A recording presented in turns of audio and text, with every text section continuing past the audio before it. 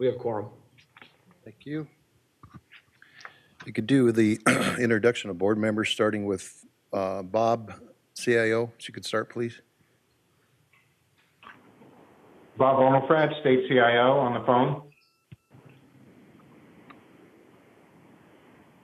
Jason Leonard, Waverly Police Department, here by phone. Is there anybody else on the phone? Dwayne Hendrickson from Hamilton County. I'm just monitoring the meeting. Okay, sir. Andy. Andy Buffington, Winnebago and Hancock Emergency Management Communications, representing communication centers. John Benson with the Iowa Department of Homeland Security and Emergency Management. Mike Harvey, Iowa Department of Transportation. Dave Ness, Des Moines, please. Larry Smith, Kika County Emergency Management. Tom Lampy, DPS. Chris Myers on the SWIC. Patrick Updike, Iowa Department of Corrections. Jeff Swearingen, Department of Natural Resources. Rob Rotter, Iowa County Sheriff. Marty Smith, Iowa Department of Public Health. Denise Pavlik, Scott Emergency Communication Centers, representing Communication Centers. Okay, thank you. Sorry for the delay. We will continue to move on here. Welcome, everyone. I need the approval of today's agenda. If I could, please have a motion for that. Andy Buffington so moves. Andy Buffington, do I have a second? Second, Jeff Swearingen. Further discussion? All in favor? Aye. Opposed? Approval of the meeting minutes from June 14th, 2018. A motion for that, please. Larry Smith. Larry Smith, do I have a second? Andy Buffington. Further discussion? Hearing none, motion passes. SWIC report. Yes, thank you, Chair Lampy. I'm going to summarize this a little bit more than I would have otherwise. We just got done with some of the TI and TR8 meetings. P25 Steering Committee and User Needs also met. We made a lot of progress on a lot of things that are going to help with the P25, like link layer encryption. There's also some very good work being done on interoperability testing among devices and the various device landscape. I've submitted comments on where I think that should go, and so far they've been received well by the TR8 chair. There are several standards that I'll be voting on this weekend as time allows. Many of those are a non-issue for us, but they are more so nuanced and procedural than anything else at this point. The revision of the National Emergency Communications Plan is ongoing with OEC. I was able to remotely attend the June 25th meeting. We made some progress. The metaphor I used in the 911 Council meeting was that we got the field chopped down and now we know where the path is, and we can continue formulating that document from here.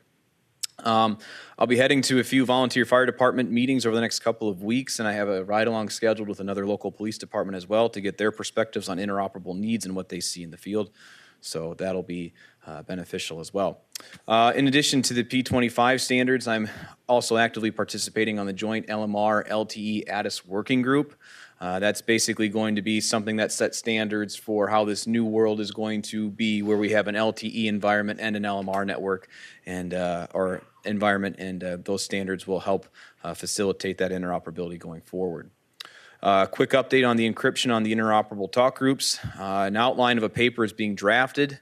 I took some of those ideas to FPIC at the TR8 meetings and also showed some TR8 members and some P25 user needs members about the work we had done here, and we got a lot of positive feedback on that, and they look forward to seeing the paper that will hopefully help drive standards forward in the future. The RIC standards are also in progress. It looks like RIC 1 is nearly done with the transport standard that they've been working on, and they may start developing a travel standard that will also cover official travel by public safety personnel and some of the various needs they may encounter while they're on the road. That would allow them to use the Isicsb platform to their advantage. The interstate transport, or the interstate standard from the other RICs, is also in progress at this point. With that, I can take any questions.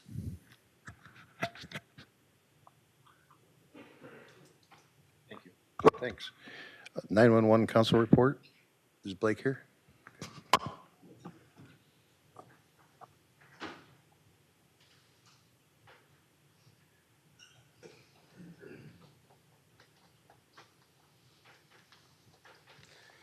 Good morning.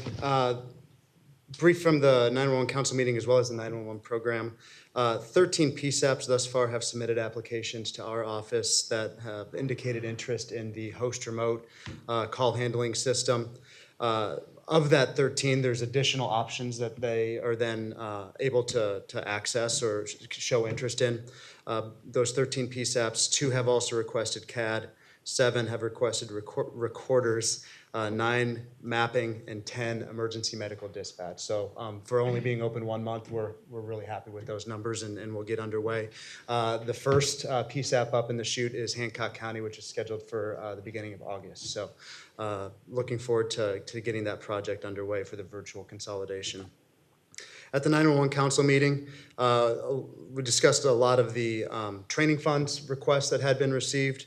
$57,500 were approved. $18,000 were also tabled.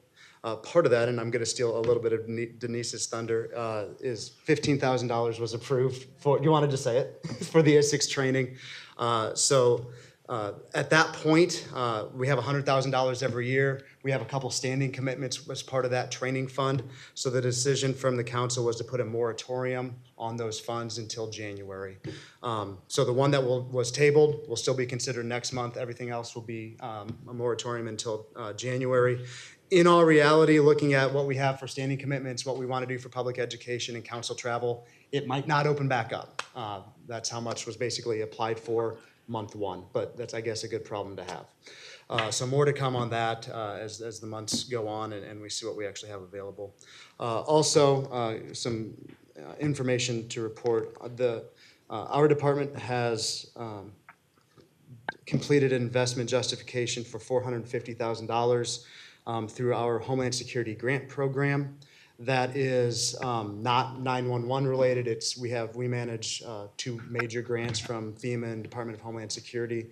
That $450,000 will go towards helping PSAPs access the interoperable radio system. So working with the PSAPs, hopefully working with the board, working with the user group committee to figure out what is needed at the PSAP level to get that access. So those funds are supposed to be coming available September 1st. Any questions? Chris? Yes, Blake, I have one. Given what transpired earlier today with the 911 Council and those training funds, is there any thought to expand that budget given the increasing popularity and the increasing needs for training that are out there? So kind of an interesting story. The way that came to be, Bob Seivert basically just made up a number, and it was $100,000, and that's what got passed initially a couple years back. So, you know, if 34A gets opened up again in the near future, whenever it happens, I could definitely see that being considered. I don't know that it'll get any traction, but people are, after 3 or 4 years, finally paying attention and aware that it's available, which again is a good problem to have. If we back up to the 13 remote, am I one of those? You're not. Okay. You can do be. I need to officially Yep. fill some paperwork? I'll send you the link. Okay. Any other questions? Okay. Thanks.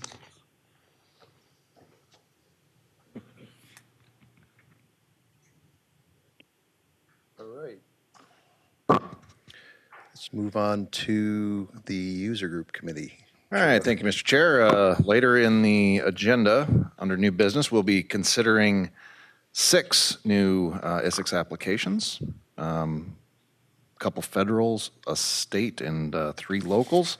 We also had lengthy discussion on what we have to do for sub-regional interoperable talk groups. That will be coming at a later meeting, but I guess it's just to stay tuned, and that's about all we had done at our last meeting. Any questions? Okay. Finance committee, Jim Wittenweiler.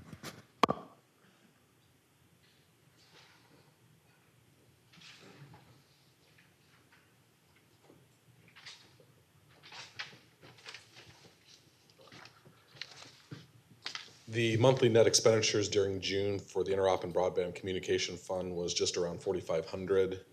The ending June balance was $166,000. Now that obviously within a day will increase up another $115,000 for the new appropriation in this current state fiscal year. Monthly expenditures during June for SLICB 2.0 were just over 9,200, and of that amount, 7,300 of that was federal expenditures, and there's an available amount of 184,000 left in that grant for federal dollars. A request was made to the fund to provide approximately $2,000 for a public safety interop functional exercise being hosted by the state of Tennessee, where I believe Wally was going to attend that. That was approved by the Finance Committee. In addition, the Finance Committee did approve the $15,000, which you'll see an action item later in the meeting for the board to consider and to approve. And obviously, as was mentioned earlier, the other $15,000 was approved by the E911 Council, and then there's approximately $6,300 that was inadvertently not included, which DPS will be covering. Does anyone have any questions regarding the activities or the financial position? Okay. So yes, as I mentioned, we will have a action item towards the tail end of this meeting to wrap up that $15,000. So, thank you. Governance, Mr. Benson. Thank you, Mr. Chair. Governance Committee had their call a week later than normal last Monday. We plowed through 11 standards, which we will discuss later under the new business portion of the meeting. So other than an hour and a half on the phone, that's pretty much the limit of my report. How many are we up to, John? I don't know. Chris, tell me. A boatload? I think to give a very loose number, I think we're in the neighborhood of 25 to 40 in various stages of approval, development, and drafting. The very rough drafts would probably be about another 5 to 10 that haven't seen a committee yet. So in your opinion, just by attending the meetings, if we turn this thing on in late fall or whenever it gets finished, are we prepared to push out policy that would cover any users that were on it? Would we be ready to cover any and all scenario? Probably not, but I don't know if anybody ever truly is in a situation like this. The hypercritical standards, as far as I'm aware, have been approved. We have some of the more pressing standards that have been approved as well, such as pursuits. We have uniformity coming through today with regards to programming requirements, device specifications, and other standards that would be important. I think we're on a good pace to be ready to go this fall or this winter, whenever we are ready to go with final acceptance testing. We'll probably have to do a final once over to be sure, but I like the way we're sitting right now.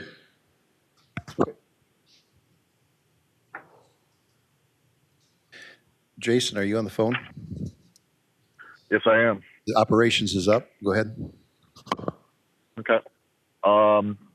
We had our operations committee call roughly a week after the last meeting, and I've been spending my time trying to catch up on what's been happening in the operations committee by reading the minutes from the committee meetings in the past.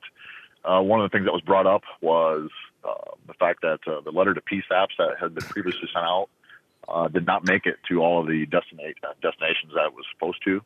One of the committee members as well had made a comment that he is the point of contact in that county, and he never received a letter on that. So I believe that, and Chris may have a little bit more information on this, other than the fact that might have been an issue with one of the distro lists that were used in that. There was no action taken that requires board action, and that's pretty much the committee report. Yeah, thank you, Jason. I can chime in on maybe the error that occurred with that email that went out.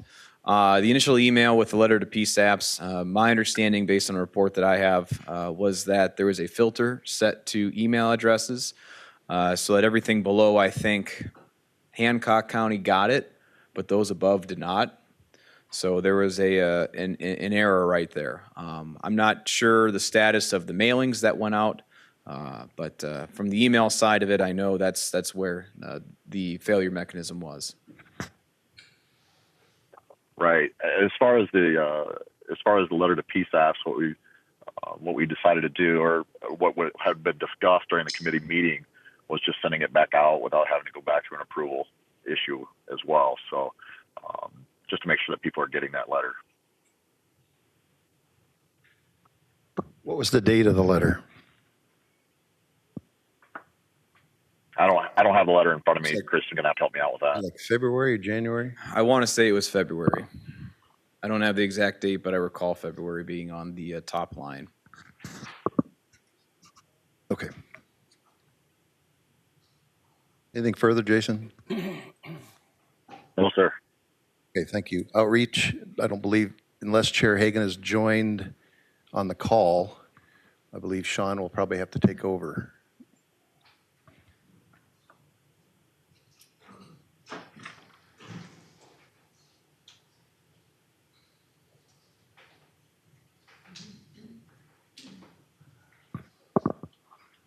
Thank you, Chair and Board. So outreach, we've been working on solidifying the next RIC location. We believe we have it narrowed down to Anamosa. I was very happy that we had some contact with their office and there was a suggestion made out of that RIC. We're still going to be looking for, I believe it's RIC 6. Okay, then RIC 5. We're still looking for some assistance from RIC 5 on finding a location and narrowing it down to where we can hold this. Again, working with our friends over at AT&T and Motorola for the Isicsb platform and FirstNet platform to make sure we get all this coordinated, make sure that everybody is on board and available to make those presentations and to make sure that we get updates regularly. Beyond that, we've been doing, I've been doing updates on the website, getting the newsletter ready, trying to make sure that we get new content. Pretty much that's been a majority of my time lately is just, you know, making sure we post the standards for the website and for the Isicsb platform and trying to work through planning and logistics. I did have the opportunity to attend a FirstNet forum in Minnesota last week, no, 2 weeks ago. That was very beneficial. I met with a lot of people and talked to them about how they were doing FirstNet and talking to them about the types of apps. And Intrepid Solutions contacted us. They said they were interested in working with us to do an Iowa State Fair demo, which is pretty, I thought would be pretty interesting. They have a lot of real-time tracking as well as, so we talk a lot about when lost children, because of course, when you got about 1 million people on a campus like that running around, a lost child is going to be the first thing, you know, a lot of people think about, or a fight breaking out or whatever else. Well, with some of their solutions, they include take a picture and circulate it out to the whole group of people that are using their app.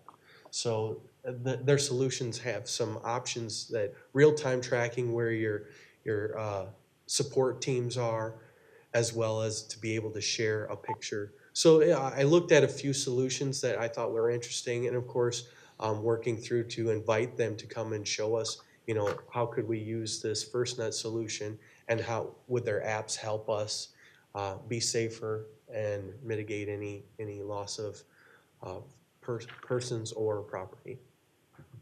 Other than that, any questions? I think so.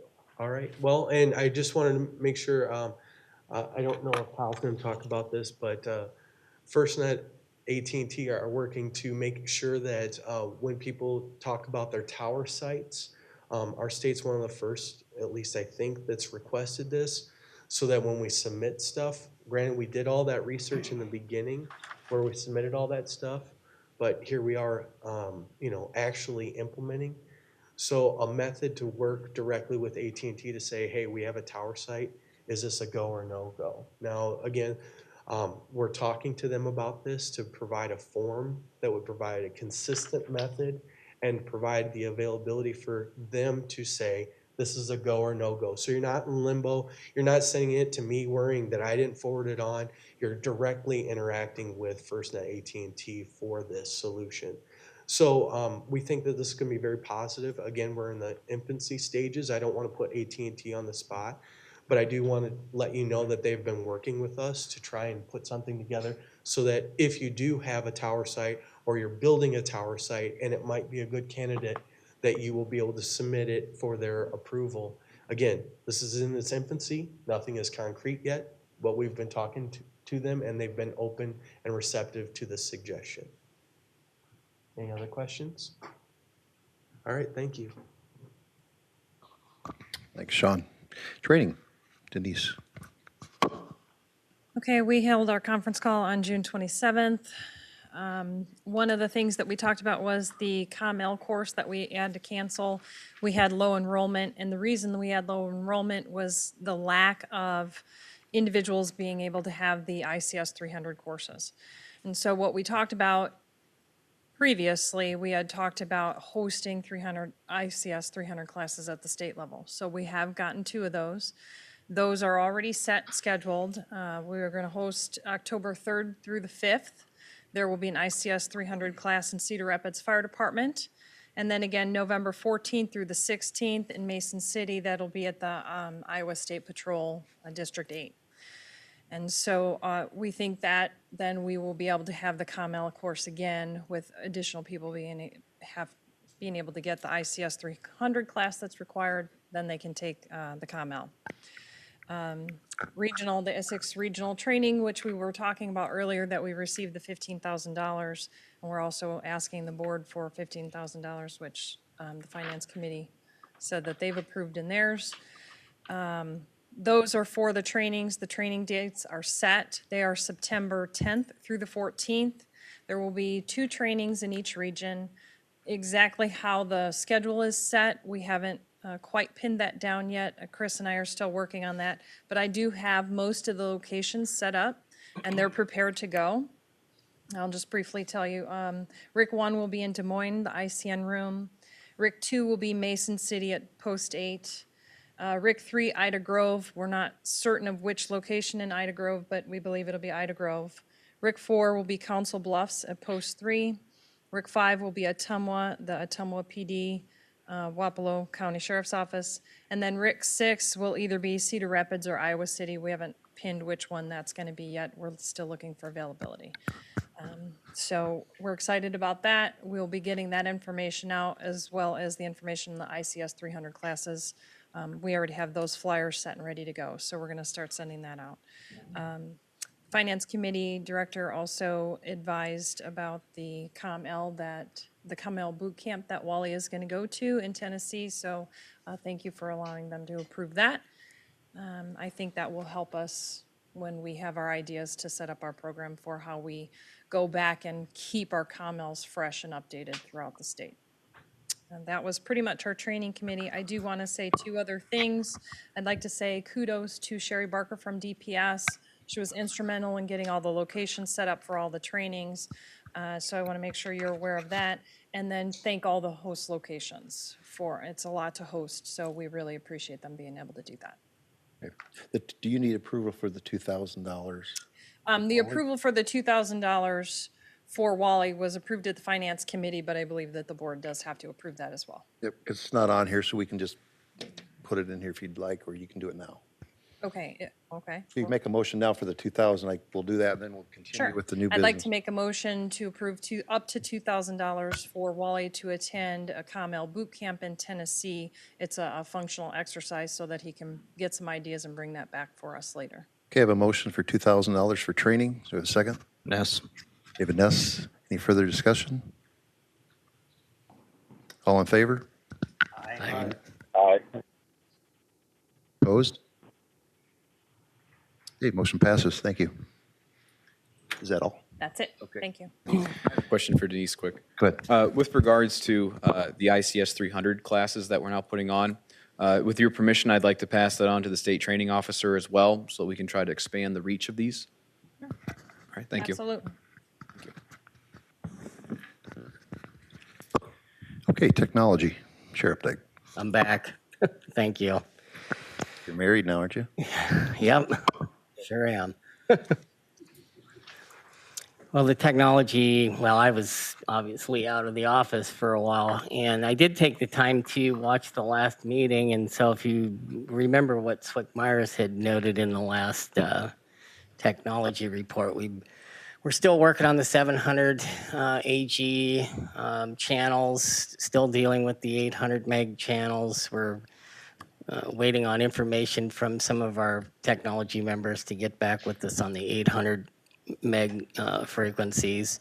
I have reached out to ASHTO to get some information from them on some of these licensing issues that we're running into. But the better part of what we've been doing is dealing with some of the standards that have been trickling downward for technical advice. And so just to keep that really simple, we've spent the majority of our time, weeding through these standards that are, some of them are up for approval, some will be forthcoming. So really, it's just it's the bigger topic is dealing with some of the frequencies and channels that are up for standards review, and that's really about it.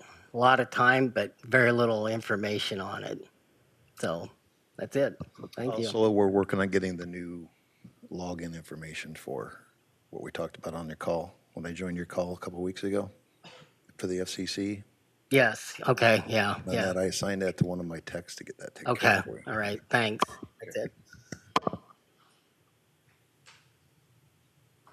Okay, we'll move on to other reports, information sharing, board members, open it up. I have a few things, but if we'll open it up first to the board. Do you want to talk about anything, Marty? Or not, sir, I'm sorry, not Marty. Close. It's part of the Smith family. I've got a question about, are we at a point where we're going to need more full-time employees with workloads as this starts to evolve here? Because there's a lot of standards that need to be constantly monitored and such. You mean as far as FTEs with the state employees? Correct. I would say yes, as we grow, I would say that's probably inevitable, but we're trying to handle it now. I do have some more positions that I'm putting in for just to handle the system admin part within the NOC, and some, they're not easy to obtain. Right, and that's why I think it's really essential that we start looking at this early on to identify workloads so we're not overwhelming everybody. I know Chris has got his plate extremely full, and Sean, and There's one thing to do, committee work, I agree, everybody's got full-time jobs, that's one in itself, but they can hit it on the head, when the system's up, it's gonna get extremely busy. So we're on top of that as far as internal system admin to handle it. With staff, I'm using some of my FTEs of some that I didn't fill for other positions to convert to positions that fit the system administrator role. So we do recognize that. I can guarantee it will grow. Other states have 20-some employees working on this, so I'll keep you updated on it, but it's not an easy process.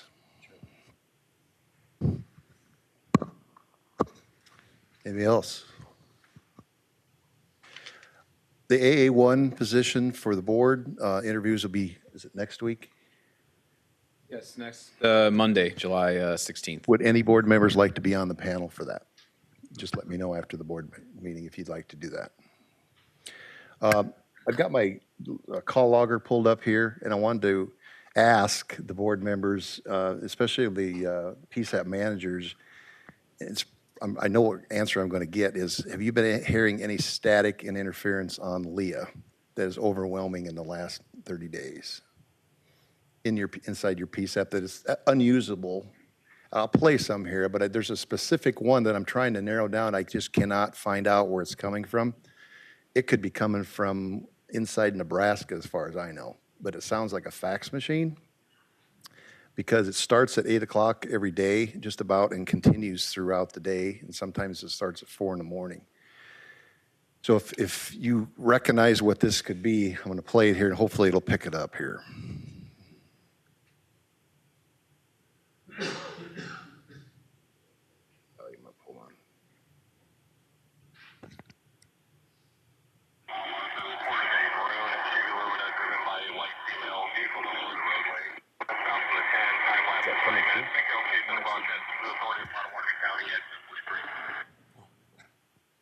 There's another one here, hold on. You know what tower that's on? That one particular one was on Brooklyn.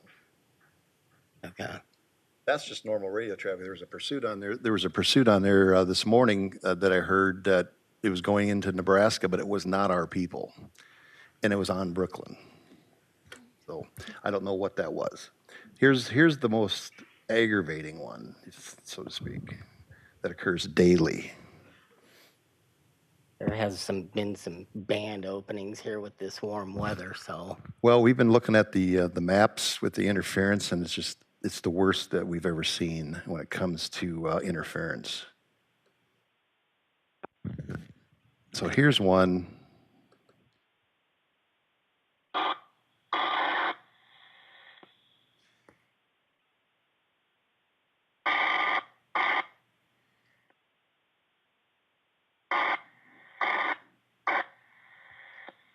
Sometimes there's a tone with it.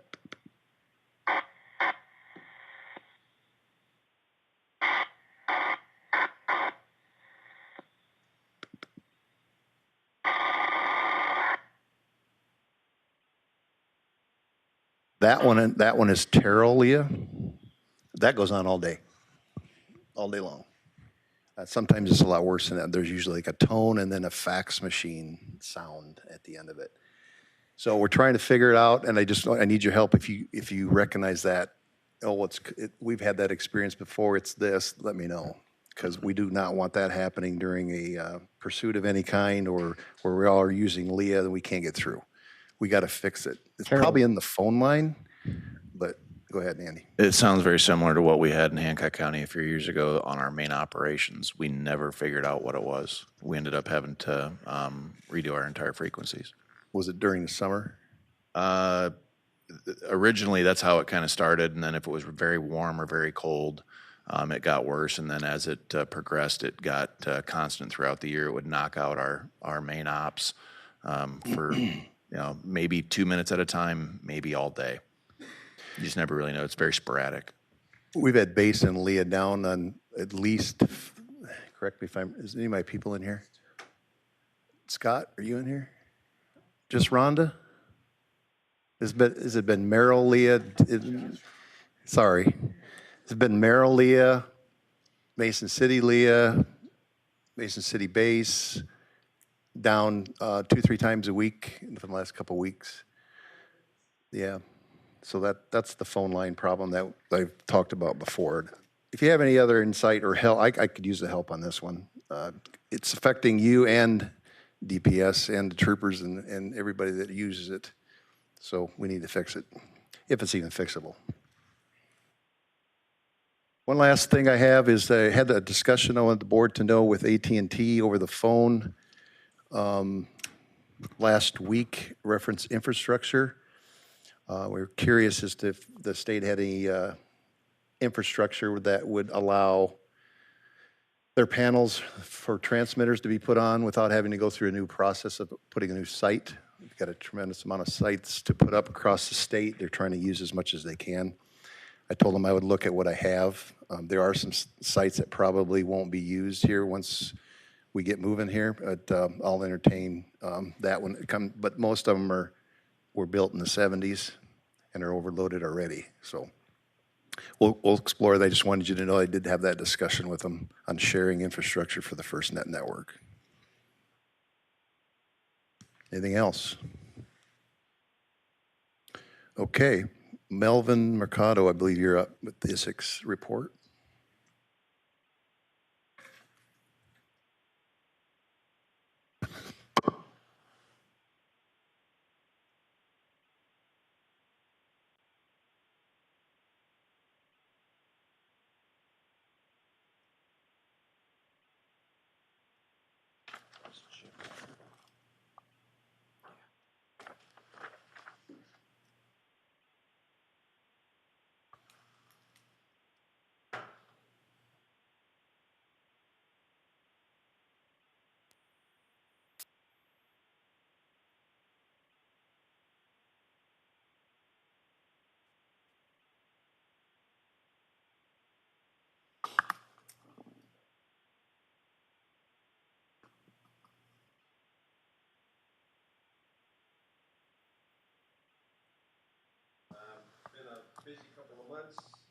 Actually, June was a very, very difficult month for us. We had lots and lots and lots of rain that interfered with all sorts of things.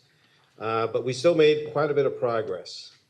So as I show always the dots, the blue dots represent all the dots, all the sites that we're tracking. As we break it down on a regional basis, you're going to see that actually a lot of work has been completed. We moved away from the green dots as being the good dots to the red dots being the good dots, because red means that not only has the site been completed, but it also has power. We suffered through for a while with a lot of sites that we had completed, but we just didn't have power to the sites yet. And a lot of that stuff has been corrected. So on Region 1, we have 25 sites. 22 of them have been completed. So that's, again, significant progress. One of them, which we show here in the middle, is let me see, this site over here is a site that, again, we've completed civil, but we still don't have power for it. That one's been in that state for quite a while. Hardin up here is one that's been difficult to build, but we're actually pouring concrete this week for the tower foundations, and we expect the tower to be done in about a week and a half. That means stacked. The tower has already been delivered to the site, but we're waiting for the concrete to complete and cure so we can start the stacking process. The only site here that hasn't started has been Calhoun, which I show here with the dotted red. And the reason for that is Calhoun is a lease site.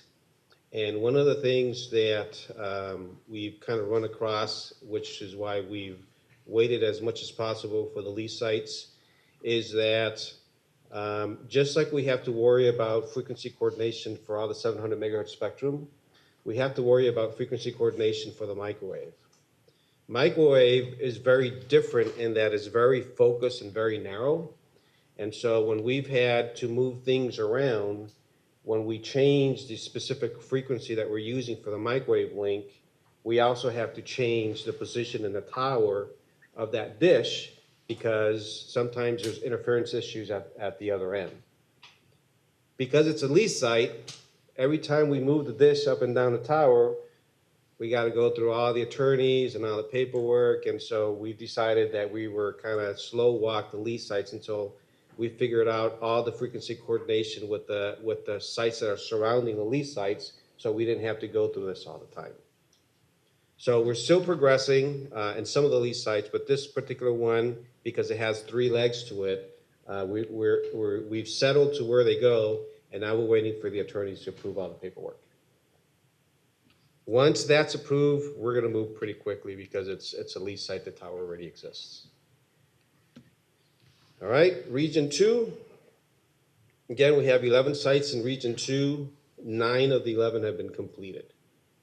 All right, one of them has been completed, but we don't have power in it, which is the KTI in Fort Dodge. And the other one is a lease site over here, which is a Chickasaw lease site. We've actually started the construction process there. So as I show down here, at the bottom, 9 of the 11 sites have power to them. Is the Chickasaw just a microwave? Correct. Correct.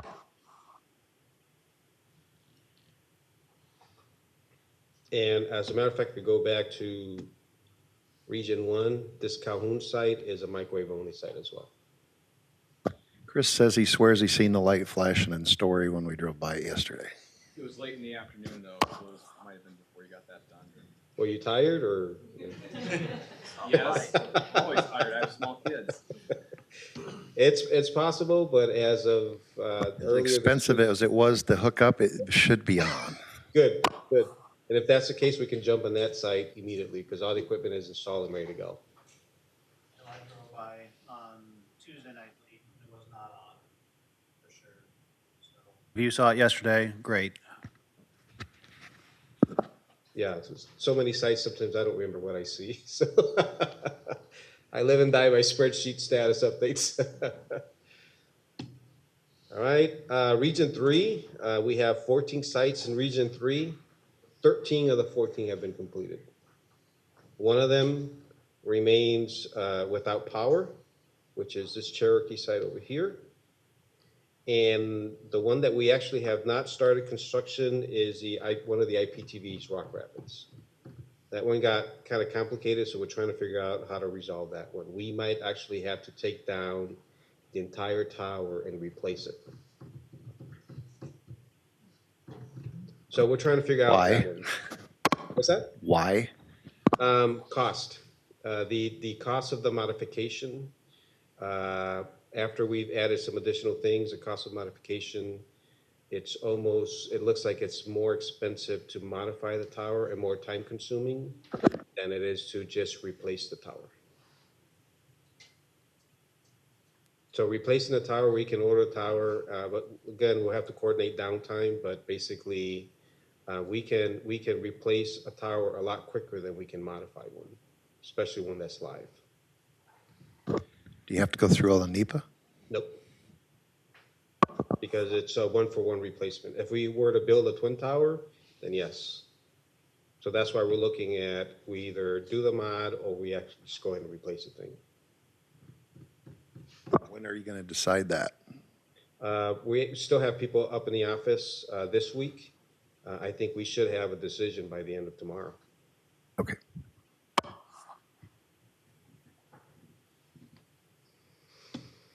All right, Region 4. So Region 4, we have 14 sites. All 14 sites are completed, and all 14 sites have power.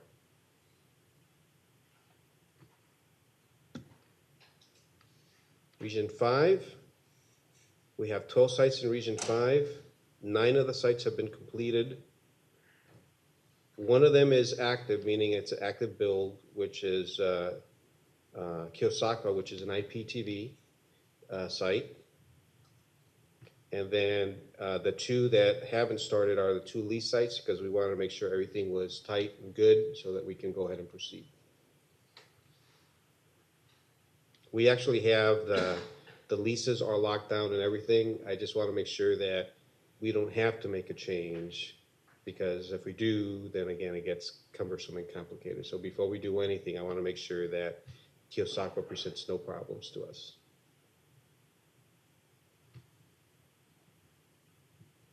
And then Region 6, we have 16 sites in Region 6, 14 are completed, and 2 of them are active builds. One of them is a lease site, which is in Dubuque. We're moving forward with that one. And Cedar Falls Dispatch. Notice in the legend, I took out regulatory over here because we have no longer regulatory issues. All right, so in summary, this table is looking a lot better. We have a site count of 92, and 81 of the 92, that's about 88% completion. We have 2 that are completed, but we don't have power yet.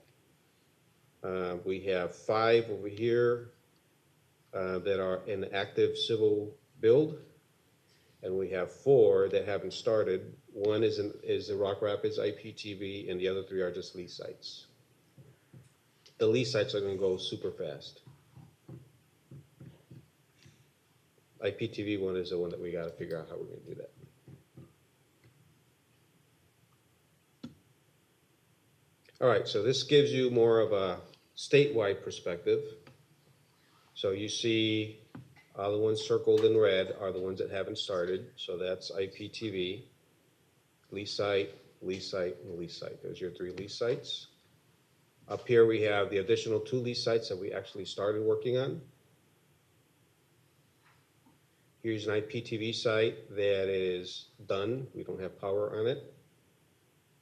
And here's the other 2 sites that are done, but we don't have power on them. Here's the other IPTV site, which is active build. So overall, it's looking pretty darn good. We've had lots and lots of challenges. We were happy that winter was over, but then spring came, and we have our good months and bad months. In June, we actually fell behind in June because we had about 3 weeks that just rained and rained and rained, and then it got windy. So that complicated things. All right, so a couple things. Summary, we've been just building with 5 active sites right now. 4 are going to start in the near future. Again, we're at 88% completion. Microwave paths is what we're focusing on right now. So we have a lot of sites that are built, so we're focusing on connecting the sites with the microwave.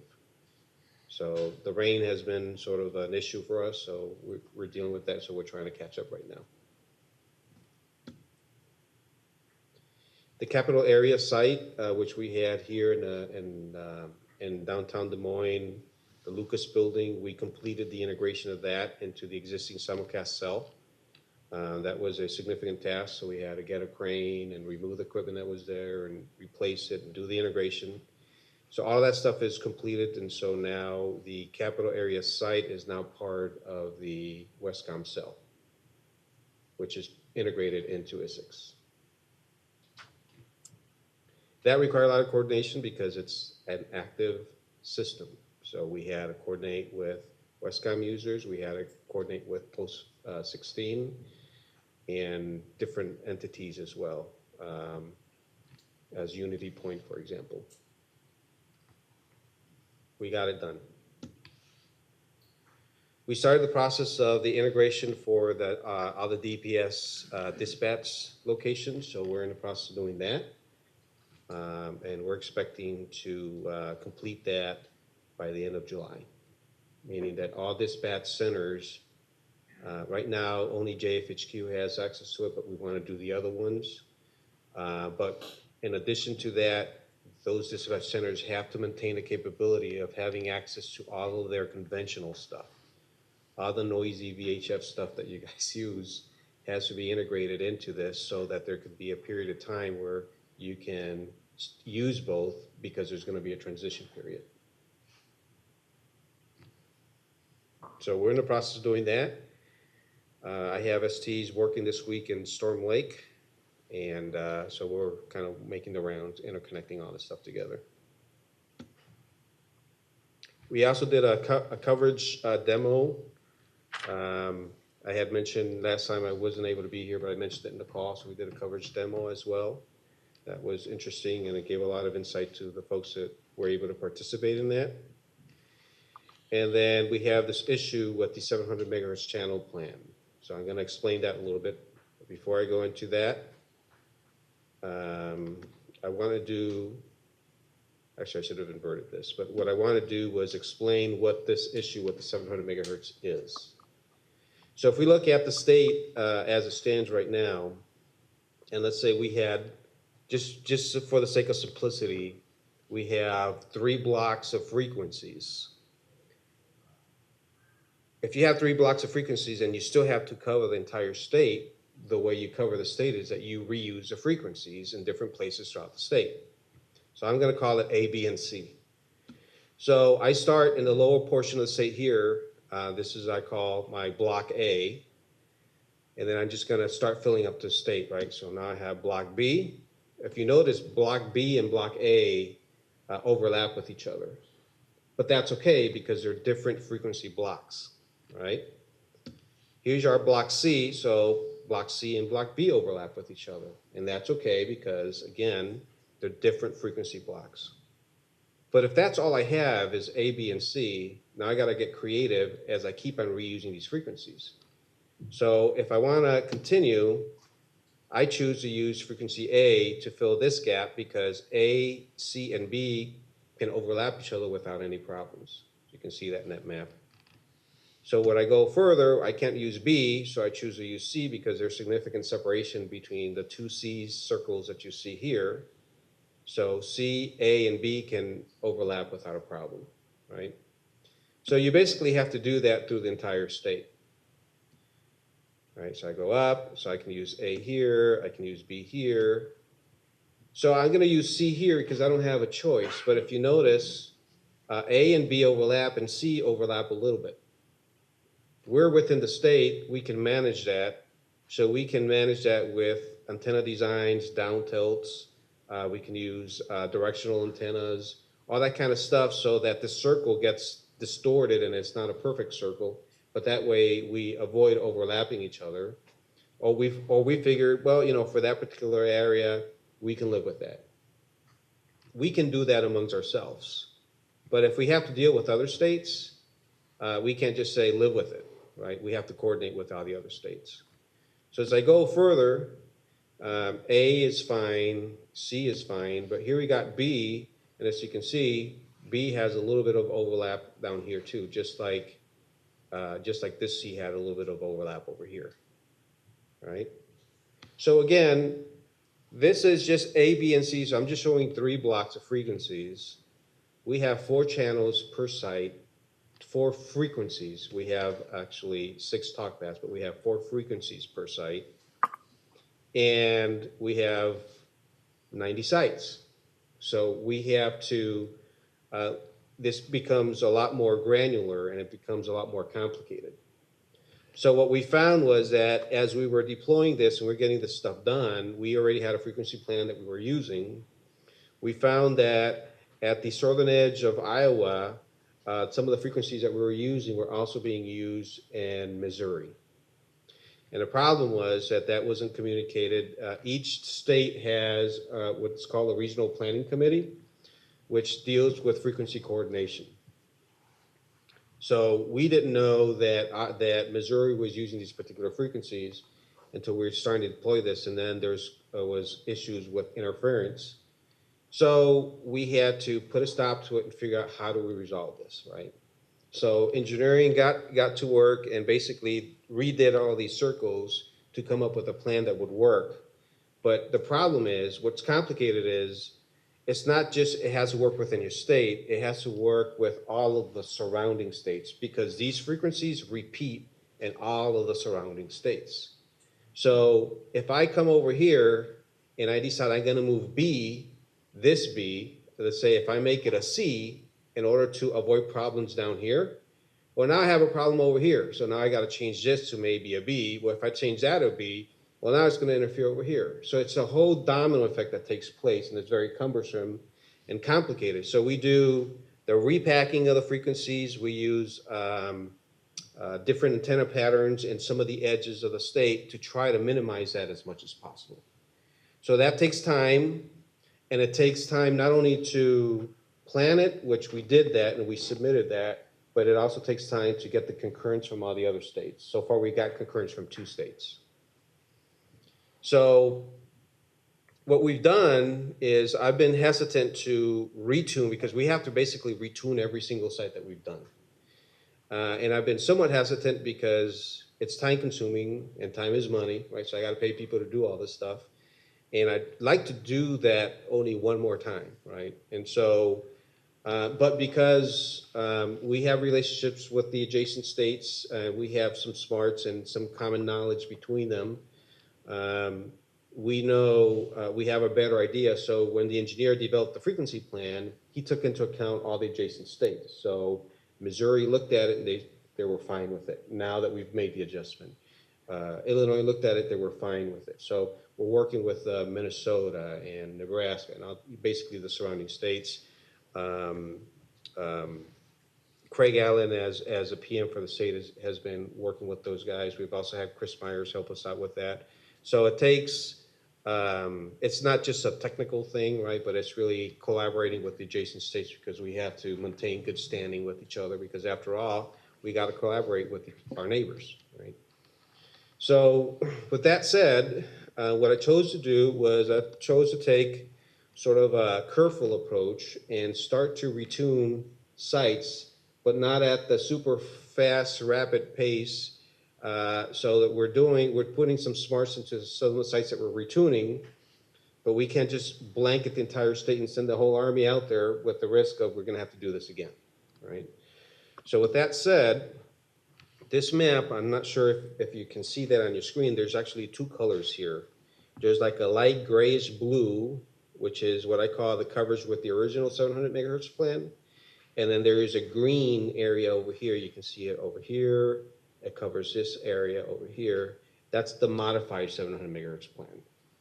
So what I've done is I've had our techs retune some of these sites. So all the stuff that shows here in green are the sites that we retune, and that's what the coverage footprint looks like right now for mobile.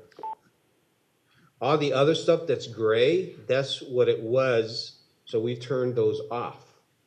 They're not available because when you retune these, if we don't retune the other ones, right, then you start to have interference issues. So we're trying to be smart about this, and so we have a lot of sites that we've knocked off the air in order to maintain a stable area, which is the green area that we show here. So what we're hoping for is that we get concurrence from the adjacent states pretty soon so that then we can, you know, punch the accelerator and just go full blast and finish the rest of them.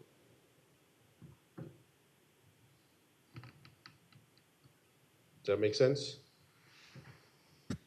So, Melvin, this is Chris quickly. Just for clarification, with the gray shaded areas of the map, that's where we would be if we hadn't had to modify the channel plan. But because we've had to modify it, we're delayed slightly with the deployment. And the light, the darker green is where we're at now. But eventually, that whole state's going to be shaded green, right? Yes, yes, yes. Correct. So what's dark green right now is if you go out with a mobile, you'll be able to have access to the system in those green areas. That's wide area? White area. All green? I think there's some pockets that are site trunking. But there's a huge portion of this is white area. I have a radio when I come in and I start picking up. Once I get in, I don't know, probably, I can't remember, but there's a good portion of the state, I'd say about, it's not completely green because I'm further south on 80, but I start getting maybe about half an hour before I go into Iowa City with a portable radio in my vehicle. And then I can go all the way out to the west side of the state, maintain communications. And I'm assuming these maps also include the other specifications in the contract, such as delivered audio quality, reliability, things Correct. like that. Yes. Correct. That's the only way we build them.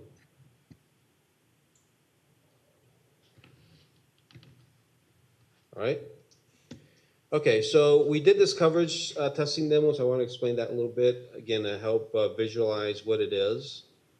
So the coverage testing actually involves just two pieces of equipment, a laptop computer and a radio, mobile radio.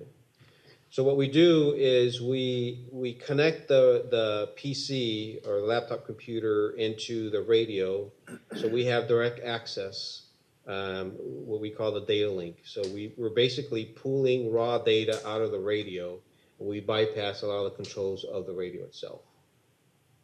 So we run a special software on this PC that samples data from this radio. So we have this radio, we have a mag mount antenna, which is mounted on the rooftop of the vehicle.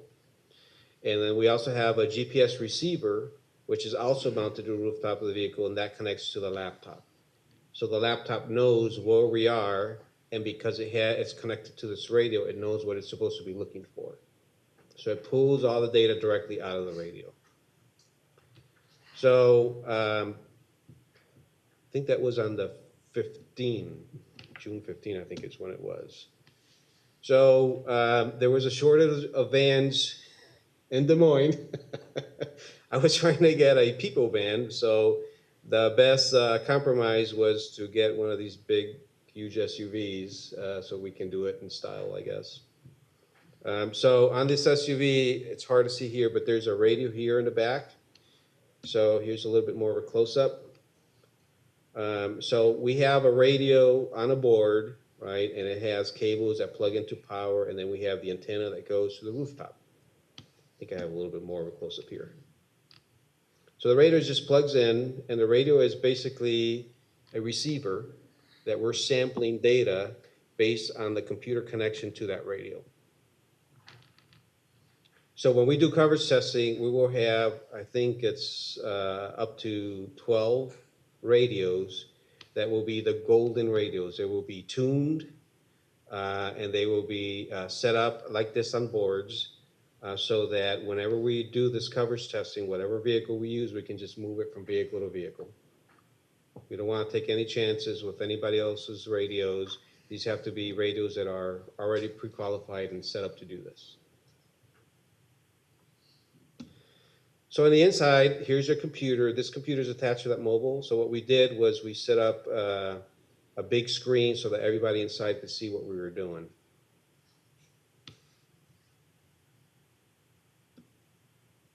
So here's a better view. So we had, these seats would pop open so people can sit in the back. So here's our computer, which all we did was we duplicated the screen so we could see it a lot better, easier. So here's a little bit of better view with the doors closed so we can avoid the glare. But on this computer, here's where you see the map. And as we're driving, in this case, I had the lead engineer was sitting here, and I was the driver of the day, and he was just telling me where to go. And I think a couple of months ago, I showed sort of some animations to show how this works. Where basically, he sees all the roads, and he's just telling me, just keep on going this way, and over there, turn right. And I just blindly follow what he tells me. And when we enter these test tiles, the computer itself makes some little chirps and noises so you kind of get an idea what the status is, and it starts taking samples, and then it completes. It changes the tile color, and we know that we've done with that tile. We just move on to the next one. Here's the sophisticated equipment we use to hold it all together. But this is kind of how we did it. We had four people in the back plus the lead engineer. A little bit better view. So we can all see what was happening on the screen as we're driving around. Here's Greg Van Hefty, he's the lead engineer, he's pointing out to all the different things that were taking place on that screen. Overall, I think it was good for folks to see that and understand. Maybe sometime in the future we can do this again as we're approaching the coverage testing, but hopefully we can get some more people who are willing to see this and witness this so they can become familiar with the process. That's all I had. When do you estimate that taking place, Melvin? Coverage testing? So we want to do that, and we can do it all the way up to the beginning of October. And what we're doing right now, if you notice that coverage map, let me see if I can bring it up.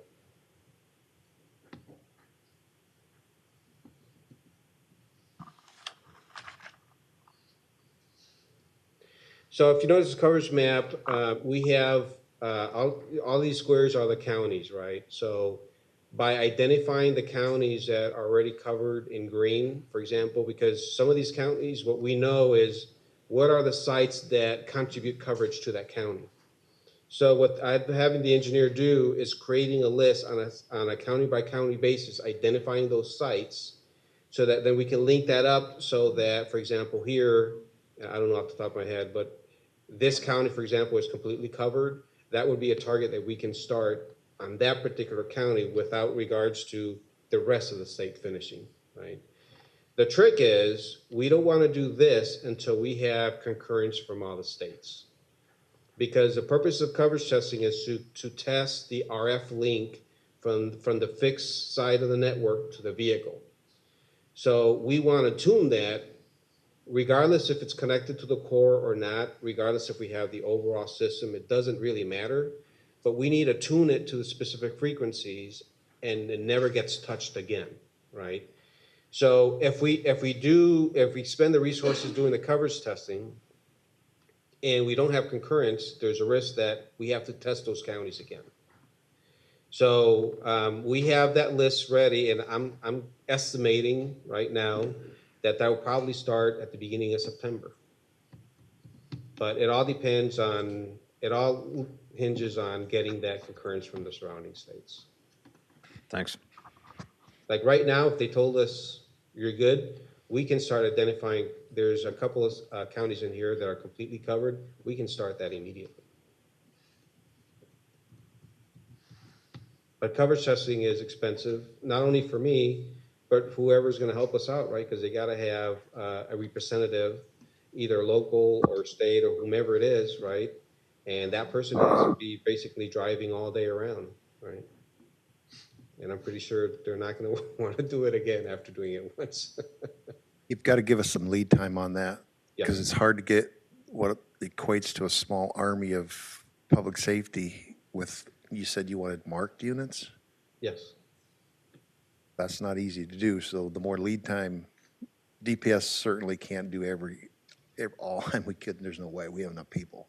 Okay. But I think we have some partners that would help us in the region, but we have to give them lead time. We can't just say, hey, next Monday, we're gonna be traveling for 14 days straight, or whatever. That's for sure. One of the things that we thought about that might be a workable solution also is if marked vehicles is a problem, we could have these mag mount type things created that we don't have to use a law enforcement vehicle or marked vehicle.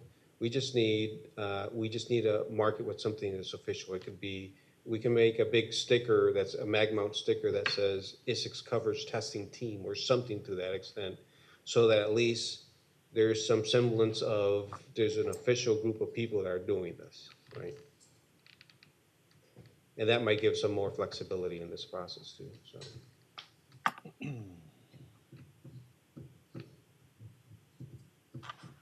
All right, no questions? All right, thank you. AT&T and FirstNet, looks like Tim's here. Yeah. Good morning, everyone. I just have one quick comment, and then Kyle's going to talk about some of the deployment update. But if you recall, one of the benefits to the partner that we selected is they brought their entire network forward. So as instead of greenfield building from the bottom up, we started with the existing AT&T footprint and core. And then in this past March, we turned on the FirstNet core. And so one of the parts as part of the process of this is we're now certifying different devices to be used on the FirstNet core. And so that's an additional test that takes place with our lab in Boulder. And so just, I think it was yesterday, the Sierra Wireless MG90 in-vehicle router has now been certified to be used on the FirstNet core. And so I just bring that up is that, we continue to go through this process. We continue to get more and more devices that can be operated on the FirstNet core.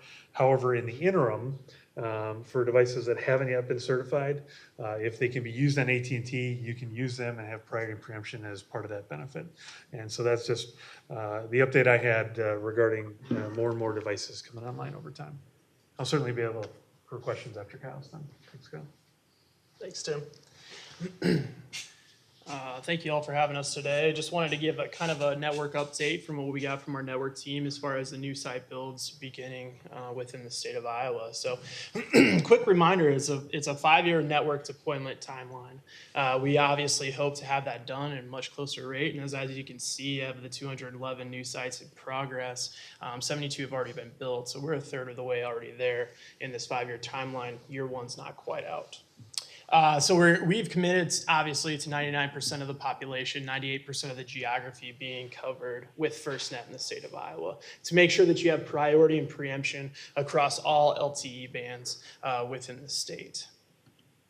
A few of the LTE expansion sites, which means we're taking them and making more lanes of highway to be able to make sure you have more bandwidth within the sites, over the last 60 days have been in West Des Moines, Van Horn, Evansdale, and Madrid.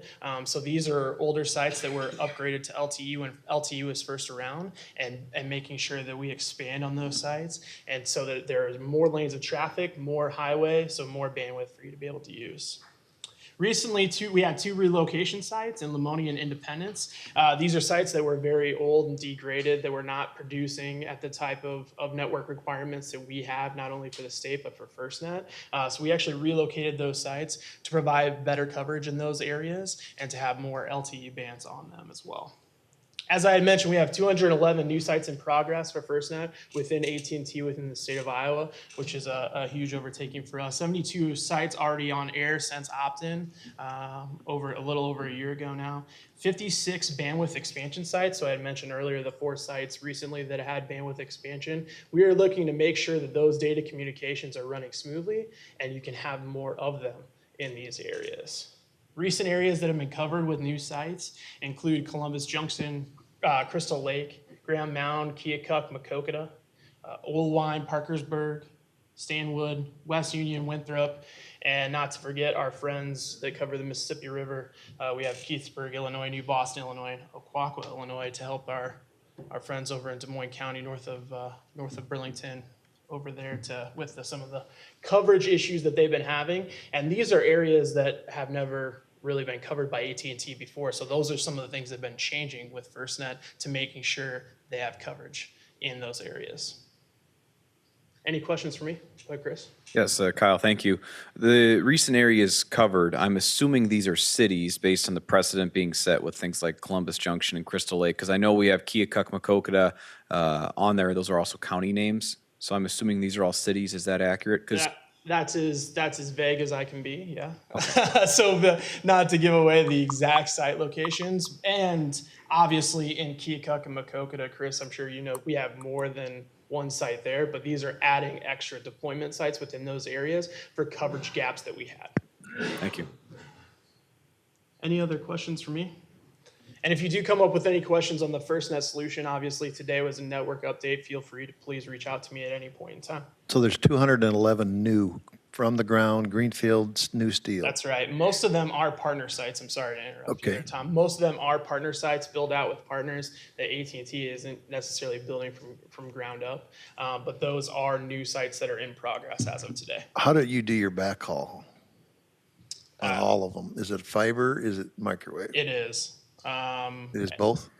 Well, no, it is fiber on most of the sites that are from the ground up. We have other sites that have other type of backhaul systems.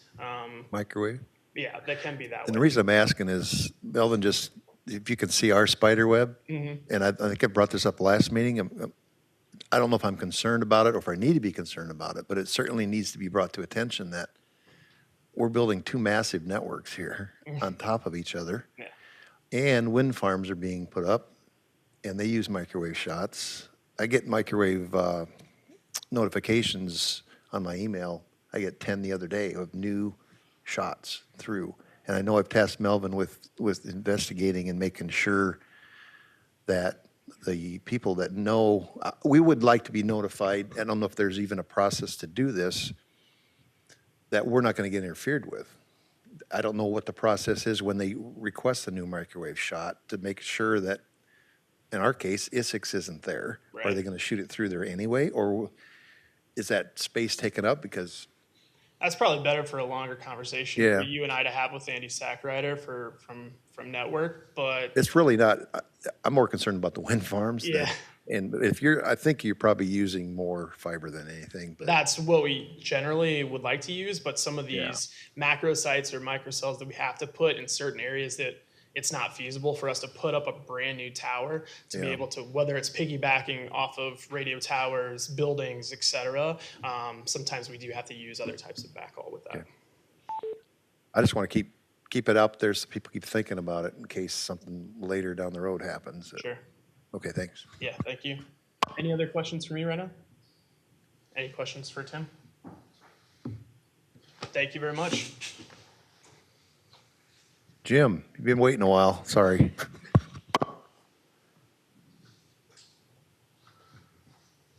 Sean, I didn't tell you, but if you don't mind, I'll have a couple of slides here. Actually, I have 4 quick topics, and out of respect, I'll try to blow through these just as quickly as I can. Many of you are aware that we conducted the SafeCom nationwide survey, commenced last fall, and ran through, let's see if I can get this working here. And ran through early February. We have some very preliminary data from the SafeCom nationwide survey that I think you'll find of interest. Let's see here if I can. Well, there we go. All right. First off, a demographic that shows that we had a good baseline survey that included both urban, metro, and rural coverage. We did have to do a specific outreach at the end to pick up some of the rural participants to get a legitimate baseline. The thing that I think you'll find interesting, there's 225 slides in this deck. I picked out about 10. This is a snapshot of what we are chewing on. I call them metrics mavens and data Daves just go crazy with this stuff. But what you can learn is there is a lot of information about planning and exercise and gaps and capabilities. This is what drives the OEC technical assistance delivery model to come up with either new offerings or new requirements to help improve capability. This one's kind of interesting. SOPs. The Isicsb talks all the time about procedures and SOPs. You're well ahead of the curve. A lot of people continue to operate with what we call ad hoc or handshake SOPs. Something happened, we need to do this, let's make it work. And then when we all retire and move on, that SOP is not legitimized and may eventually fall apart. Interoperability solutions. I thought this one was really interesting. How do we achieve interoperability today? This is based on what people told us, survey participants. The majority of people today have access to at least one, if not more, communications interoperability solution. It can be shared channels, it can be gateways, it can be deployables, it can be a handful of things, but we'll take this much, much, much deeper. But notice that we're also now starting to talk about, do we share data? Do we share location information? That's the next challenge of the interoperability planning. Types of information, voice, CAD data, GIS data, big, big, big challenge. How many can tell me how many different types of CAD systems are used in Iowa? It's more than that's on this hand, and the interoperability challenge will be sizable. Factors that affect your ability to communicate. Poor coverage in building, unplanned equipment failure. Gee, there's not a thing on there that I don't think you've ever heard of, except perhaps cybersecurity disruption. And as we move to more and more complex networks that are interdependent on the internet and other backhaul training or backhaul requirements, cybersecurity is going to be a bigger challenge. Training. This one really was a shock to me, and I'm sharing it with you because you do annual exercises. We have a process called the Homeland Security Exercise Evaluation Program. It's a big bite, it's a big demand, but here's the finding. The majority of organizations that participate in an exercise don't do anything with what they learned. They don't change procedures. And I can tell you from having worked in 4 states in this region and about 20 throughout the US, we still suffer from that same problem. Oh, I'm on either talk group 1 or talk group 2. Oh, you want me to go to another zone? Uh-oh. We have to continue to push to leverage the capabilities we have out there. Cybersecurity, I mentioned that. Over a third of the organizations who responded to this survey told us that they have had an impact. I can name a half dozen communities right now. They wouldn't like their names used who have been impacted. Not only are their ability to do traditional government business, but we're seeing an increased focus that impacts our ability to do public safety's core business. Imagine that you can no longer operate your CAD system. You're back to a pencil and paper or a handwritten log. You're back to what's my continuity of operation plan? Do I bail out and go to another site? Do I fail over to pencil and paper? As I said, 37% of the organizations who responded told us there'd been an incident that resulted in an impact on their emergency operations. I can tell you of at least one group that I worked with in another state that it actually took down their console and their ability to receive calls. Scary stuff. Let's see. This is just one of the very many discipline-specific findings. 62% of fire agencies, self-identified fire agencies, said they haven't done any cybersecurity planning. You may recall in a previous meeting I told you that most cyber attacks are initiated from an email, often a phishing email, somebody who clicks on a content in an email.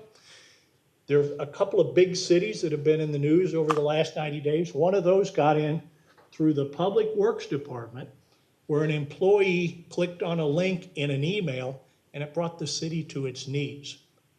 Do you train? Are you planning? Do you teach people how to spot a phishing email as opposed to a legitimate email? So, future planning, what are we going to do? You're going to see more 2-factor and 3-factor logins.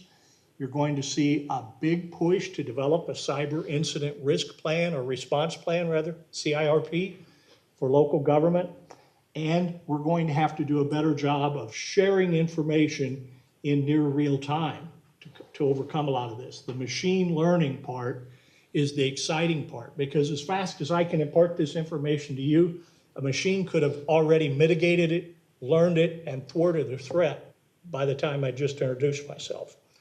The last thing I want to talk about real quickly is a real update here is on the communications unit. We talked several months ago about the work DHS is doing, and specifically OEC, to influence change in NIMS and ICS to invoke better inclusion of IT in our planning efforts.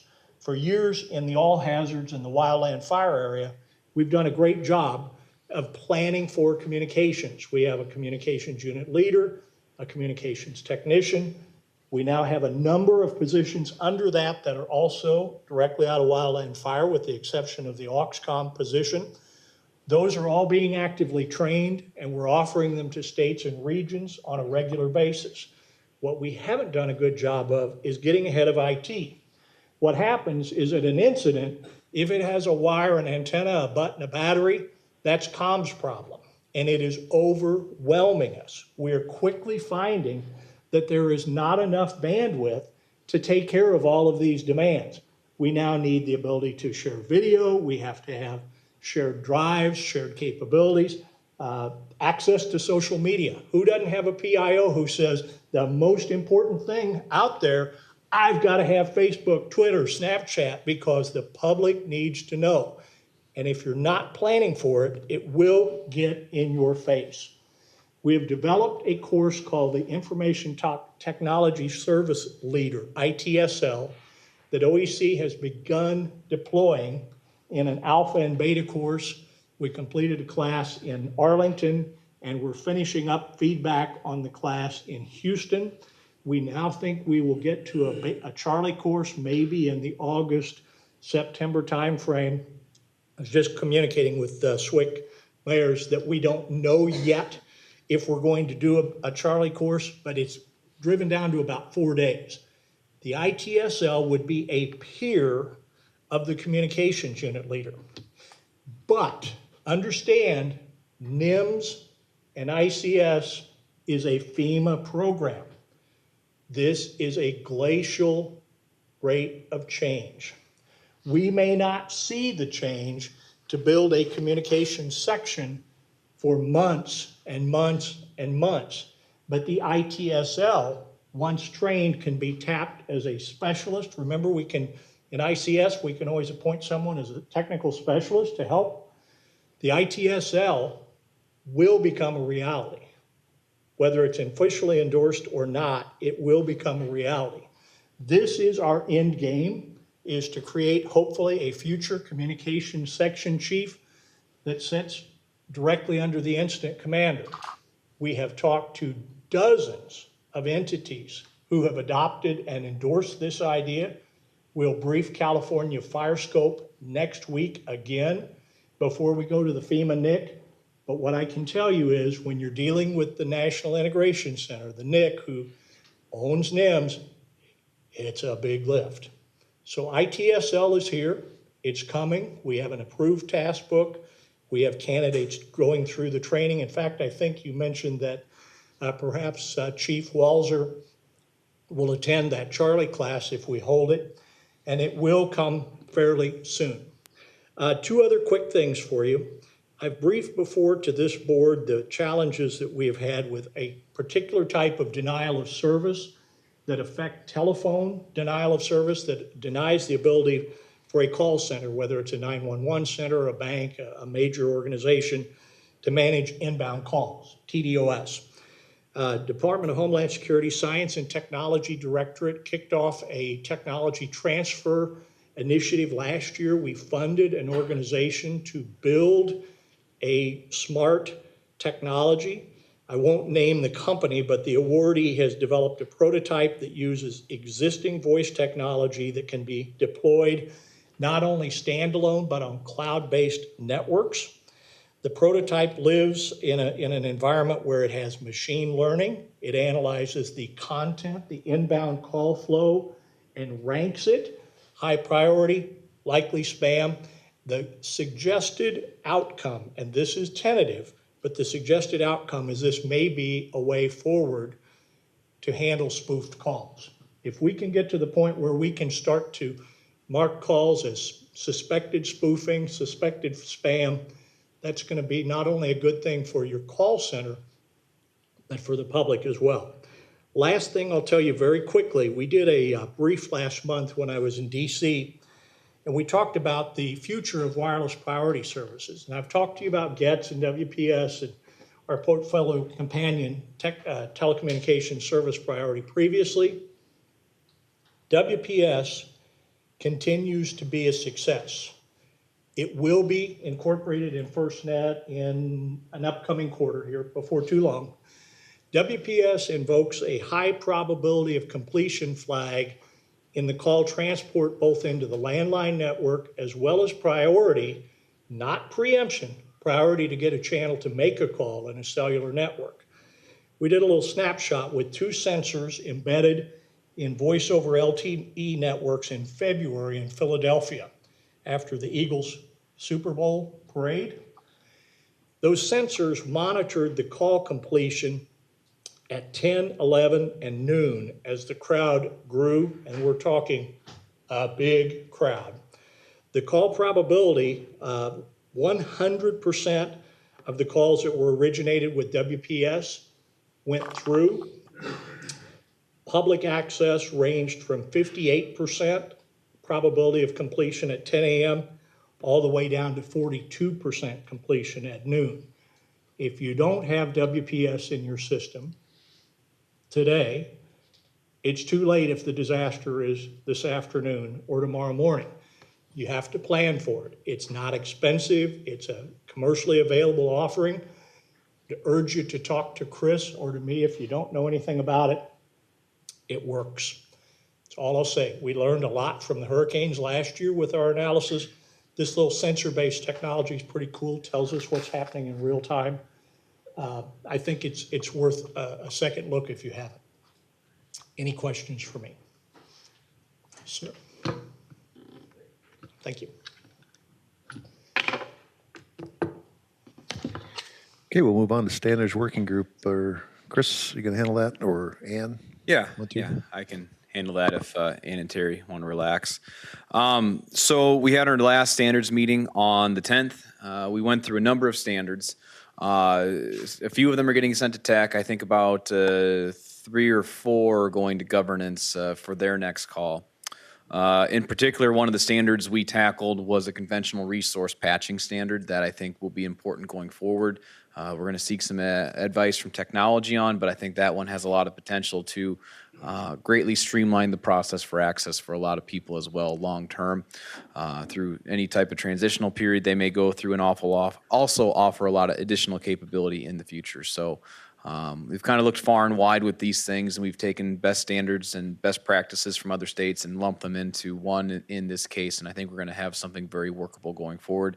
Otherwise, our next meeting is scheduled for July 31st, and that's all I have. I can take questions. Chris, on your standards, I know there's a lot of references, or some references to Iowa codes, and is there going to be an overall definitions listing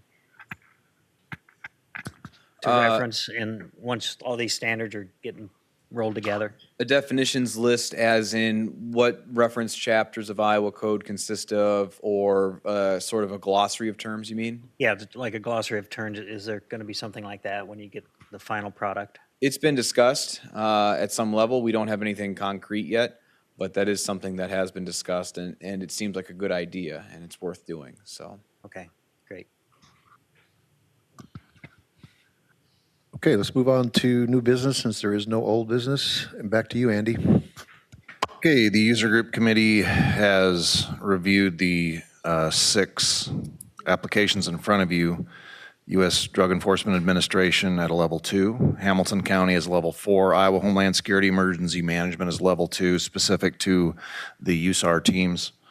Madison County level 2, Muscatine County level 1, and the United States Marshals Service a level 2. This comes as a motion to approve from the UGC. Give a motion to approve the Drug Enforcement Administration Level 2, Hamilton County Level 4, Homeland Security Emergency Management, specifically USARD Level 2, Madison County 2, Muscatine County 1, and U.S. Marshal Service Level 2. Do I have a second? Ness. Which one wants it? Okay. Any further discussion? All in favor? Aye. Aye. Opposed? Motion passes. Thank you.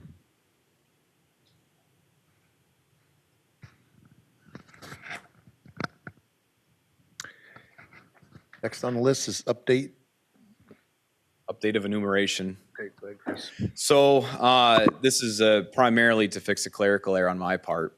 As we were going through some of these standards and working through them, they're in various stages of development. And our practice in the past has been to enumerate these as we pass them. And if you're not careful and you don't have enough time to devote to cross-referencing of numbers, sometimes the numbers will get duplicated.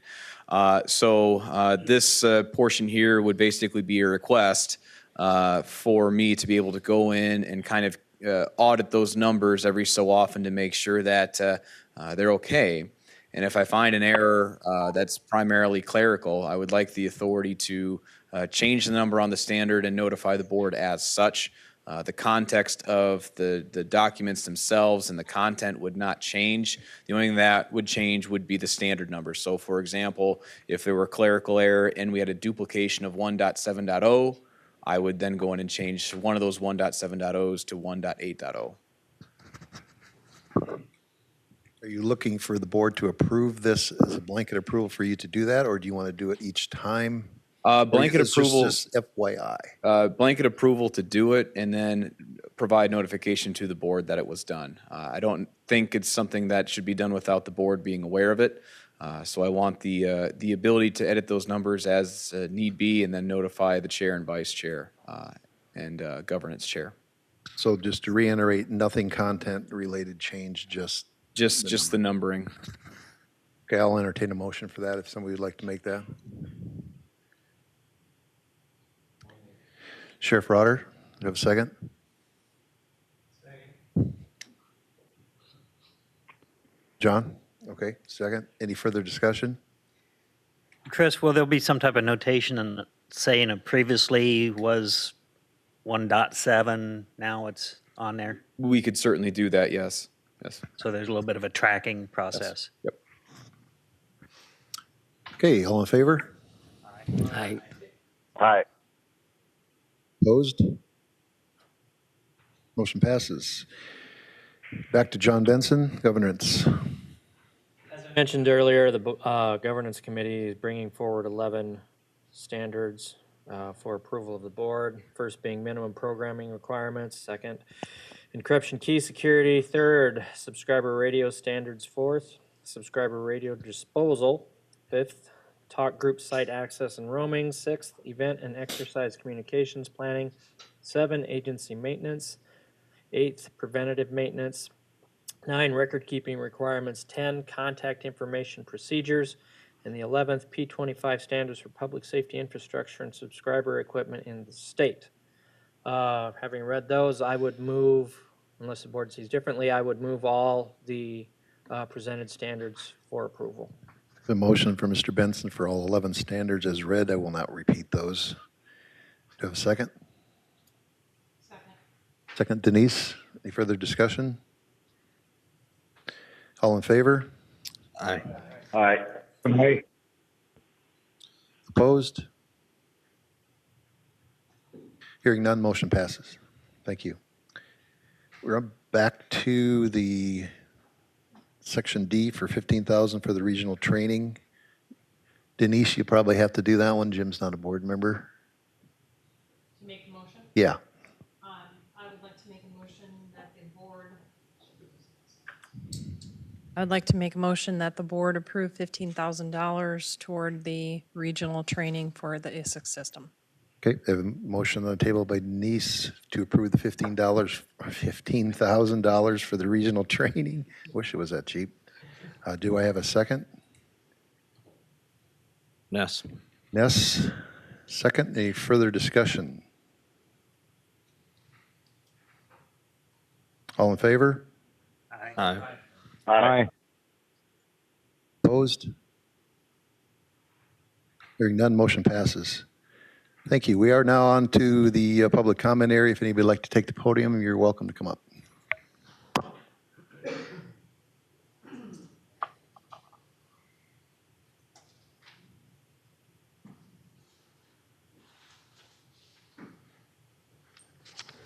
Thank you, Mr. Chair. I would, if Sean, I got one document I'd like to just put up, if you could get that one in there for me. For those that were at the previous meeting, this will be much shorter. John has reinforced how I need to work on that, but I do want to apologize to John. He wasn't in the room when I did before for bothering him while he was on vacation, obviously, but I looked at him someplace very sunny. My name is Mike Bryant. I represent the Iowa Professional Firefighters on the council.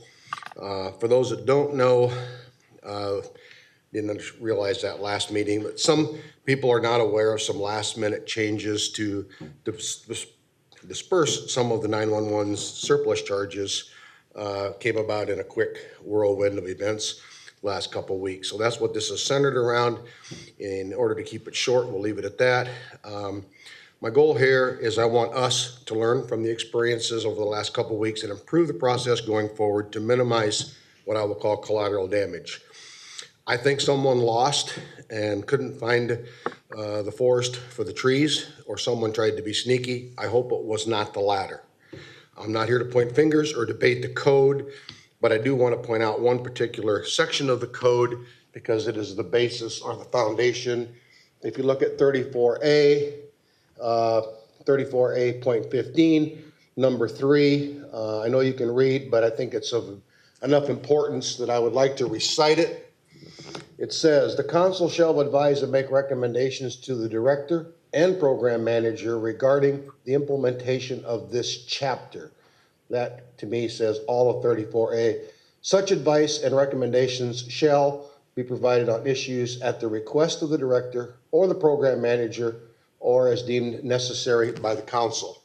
My rub is simply the fact that there were some other discussions on a letter that was sent out by another organization about some sections of the code. Again, I'm not here to debate, but it's pretty clear to me it's all of the code. And it was not. The council was not informed. It doesn't say that the director or the program manager has to follow what the council says, but it says that they shall be used, okay? So the council wasn't informed. It was disrespectful to the council. It was outside the chain of command. In my world, someone who would have been disciplined or fired, and it was clearly wrong. So what am I here for? To ask that whatever you can do to prevent this from happening again, to please try. Buzzwords here: accountability, perception, transparency, teamwork, minimize collateral damage. The good news is I talked to dozens of people. Everyone was in favor of interop. Everyone was in reality that they were working towards it, many of them at different paces. And the concept was good. I hope that nothing happens before we can get to this point. And I think there would have been some support had this been presented earlier, differently, and within the code. I would put my participation record on the council against anybody's over the last 20-some years. My attendance at your meetings against any other council member except for our program director and Mr. Benson. And some of you obviously serve on both. So whether I've gained you as an ally, kept you as an ally, or pushed you farther away as a non-supporter, I would again, just going forward, ask that you please do what you can to prevent this from happening, the series of events happening again. And if you know who lost the site, please carry my message back to them. Thank you for your time. Thanks, Mike. Anybody else? Motion for adjournment. One, Oh, real yeah, quick. Go ahead.